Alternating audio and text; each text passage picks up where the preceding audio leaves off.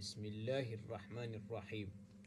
In the name of Allah, the most merciful and beneficial. Hope you will be safe and sound. So as you know, we started series lecture in Taysirul Mustalah Hadith. In previous lecture, we discussed Tadlis. Tadlis, we discussed literary and technical meaning of Tadlis. What is mean by Tadlis in language?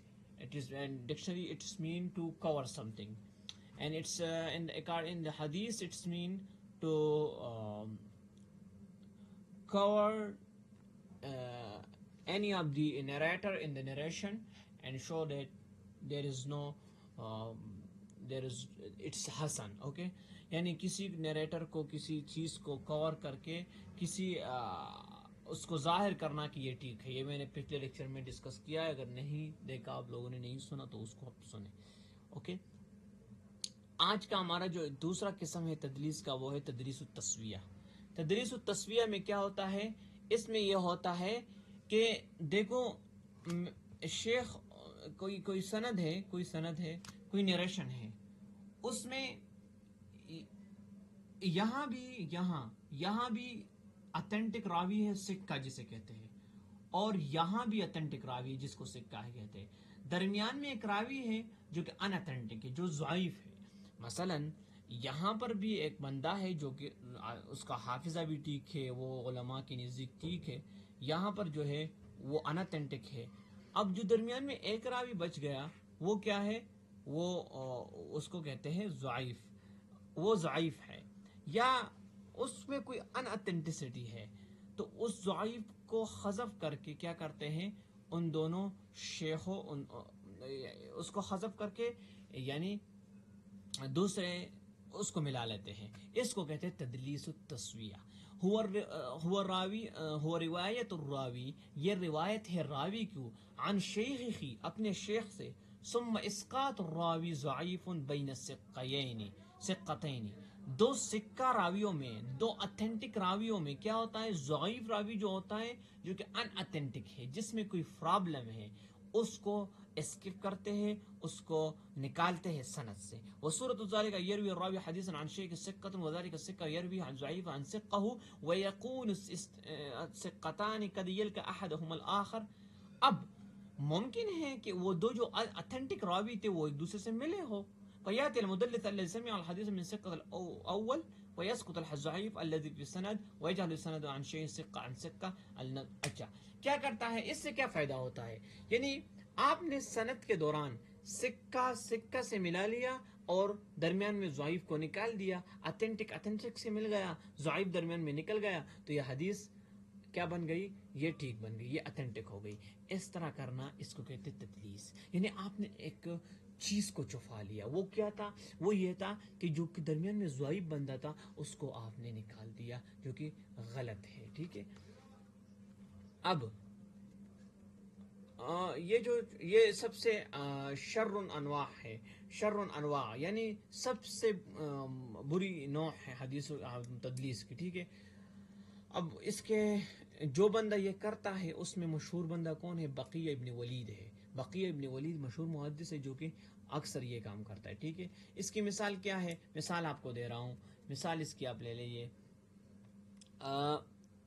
مثال اس کی اس حدیث میں آپ دیکھیں, اسحاق ابن راہویہ عن بقیۃ حدثنی. دیکھو ادھر آ جاؤ. اسحاق ابن ابی فروہ, عبید اللہ ابن عامرو, یہ ایک حدیث ہے, جو یہ ایک محدث ہے جو کہ اتھینٹک ہے. اسحاق ابن فروہ جو کہ ضعیف ہے. ٹھیک ہے, اب نافع پھر جو ہے اتھینٹک ہے, سکہ ہے. ٹھیک ہے, نافع اب کیا کرتا ہے؟ حدیثوں میں کیا آتا ہے؟ نیچے آئے. اچھا ادھر دیکھو مثال میں کیا ہے. دیکھو سکہ راوی کون تھا؟ عبید اللہ ابن عامرو, اور اسحاق ابن ابی فروہ کیا تھا؟ ضعیف تھا. پھر نافع بھی سکہ تھا. تو کیا کرتے ہیں؟ اسحاق کو نکالتے ہیں, درمیان میں ان دونوں کو ملا لیتے ہیں. اس کو کہتے ہیں تدلیس تدلیس تدلیس التسویہ. ٹھیک ہے, آخری ہے تدلیس الشیوخ. اس میں کیا ہوتا ہے؟ اس میں یہ ہوتا ہے تدلیس الشیوخ میں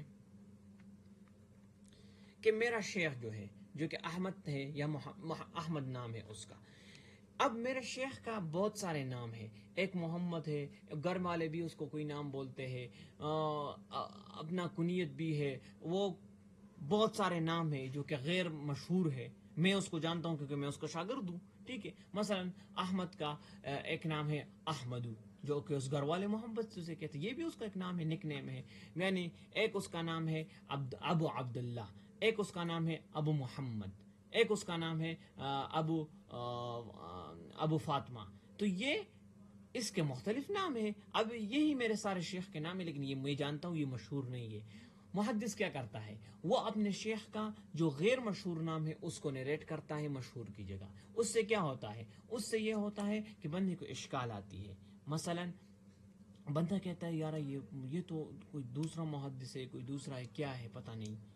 مثلا اب میں نریٹ کروں اپنے شیخ احمد سے ابو عبداللہ کے نام پر، تو ابو عبداللہ کے نام پہ بہت سارے محدثین ہیں جو بڑے بڑے محدثین ہیں، جو کہ اتھینٹک لوگ ہیں. اب احمد کو میں نے کیا ابو عبداللہ اس کا نام بھی ہے، لیکن اس سے میں نے لوگوں کو ایک دھیان دیا کہ نہیں یہ تو اس والے بڑے شیخ سے یہی مراد ہے. ہاں یہ کبھی کبھی کرتا ہے محدثین. ہوا ان یروی الراوی، جب راوی نریشن کرتا ہے عن شیخ حدیث سمع منہ، کوئی حدیث اس سے سنتا ہے، فیسمیہ او یکنیہ او ینسبہ او بصفہ بما لا یغرو بہ راک. یعنی وہ کوئی فیسمیہ، وہ کوئی ایسا نام دیتا ہے، یا او یکنی، یا کوئی ایسا کنیت دیتا ہے، او ینسبہ، یا کوئی ایسا نسب نسبت کرتا ہے، او یصف ہو، یا کوئی ایسا صفت بیان کرتا ہے، لا یغرف بھی لکی لا یغرف، جو لوگ اس کو نہیں جانتے، لکی لا یغرف، کئی لا یغرف، تاکہ لوگ اس کو نہ جانیں. یعنی وہ صفت لوگ نہیں جانتے، لیکن اس بندے کا مقصد یہ ہے کہ لوگ اس کو نہ جانیں. میں نہیں چاہتا کہ لوگ احمد کو جانیں، میرا شیخ ہے، بس میں ابو عبداللہ کہتا ہوں اس کو. تو اس کو کہتے ہیں کیا؟ اس کو تدلیس الشیخ، یعنی اپنے شیخ کو چھپانا. اب اس کا حکم کیا ہے؟ تدلیس الاسناد جو ہے مکروہ ہے، مکروہ یعنی یہ مکروہ ہے جداً، علماء کا اس پہ اتفاق ہے. تدلیس التسویہ جو ہے اس کی بھی کراہت ہے بہت زیادہ، یعنی یہ بھی تدلیس السند جو ہے وہ تدلیس التسویہ تدلیس السند سے زیادہ مکروہ ہے، یعنی زیادہ ورس ہے. اور تدلیس الشیوخ تو سب سے مکروہ ہے. یعنی یہ سند سے تھوڑا کم ہے لیکن پھر بھی تدلیس السند سے کم ہے، لیکن یہ بھی مکروہ ہے. اور یہ مکروہ سند میں تو بالکل راوی کو نکالا جاتا ہے نا، ضعیف راوی نکالا جاتا ہے، لیکن یہاں پر نکالتے نہیں ہیں. یہاں پر بندہ ٹھیک ہے، بندہ جھوٹ نہیں بول رہا، لیکن کیا ہوتا ہے کہ وہ چھپاتا ہے، جو کہ اچھی بات نہیں ہے. اب انشاءاللہ next lecture we will discuss الاغراض و حکم التدلیس، کہ اغراض کیا ہے، کیوں لوگ اس طرح کرتے ہیں، اور اس کا حکم کیا ہوگا. So see you in next lecture.